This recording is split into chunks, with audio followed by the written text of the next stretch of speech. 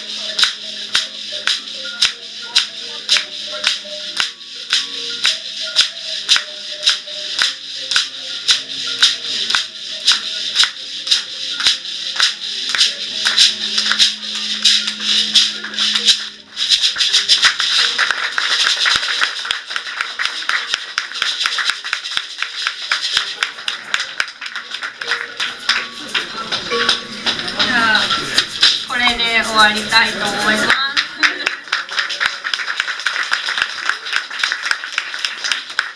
自由参加型なので、どなたか一緒に弾きたい方募集中です。帰りたい方募集してます。